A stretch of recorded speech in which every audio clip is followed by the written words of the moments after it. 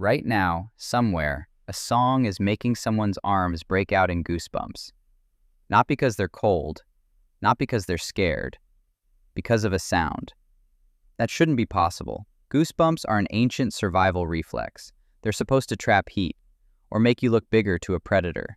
They have nothing to do with music. There's no cold here. There's no threat. So why does your body still pull the alarm? Scientists have been asking that exact question for decades, and the answer they found isn't really about music at all. It's about something your brain has been keeping score of your entire life, without you ever noticing. So what actually triggers it? It's not the loud parts. It's not even the sad parts. Frisson, that's the actual name for this, only happens when a song does something your brain didn't predict. A sudden swell, an unexpected key change, a note held just slightly longer than it should be.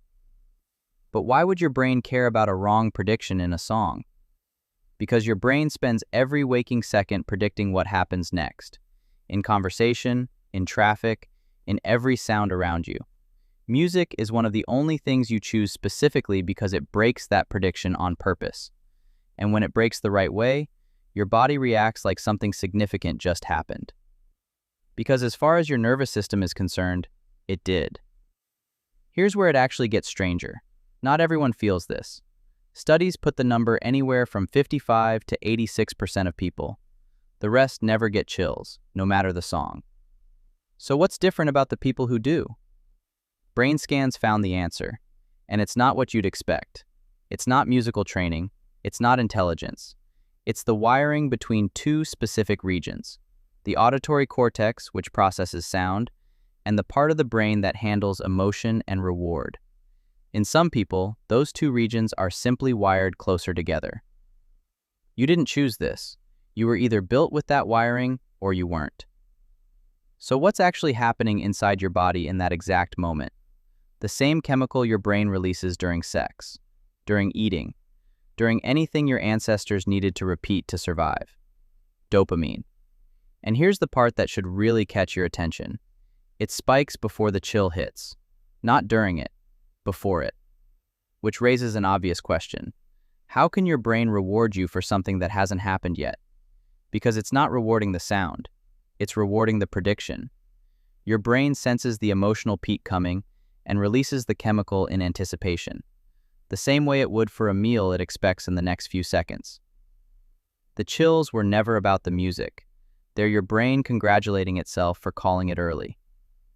So why would evolution build a reward system for something this pointless?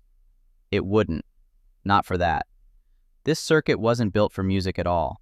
It was built for something far more serious, and music just happens to accidentally trigger it. There's one more detail researchers keep finding, and it's the part that should actually unsettle you. People who score higher on a trait called openness to experience get frisson far more often than anyone else. Not intelligence, not musical background.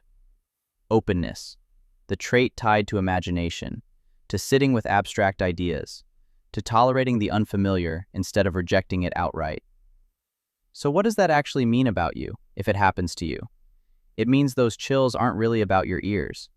They're a readout of how your mind handles the unexpected. Every time a song catches you off guard and your skin reacts before you do, your brain is quietly telling you something about itself. Not what music you like, what kind of mind you have. So the next time it happens, don't just notice the song.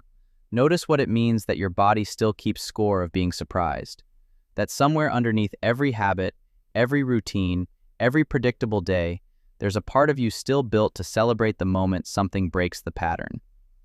The real question was never why music gives you chills. It's how much of your life you're spending somewhere that part of you never gets the chance to wake up.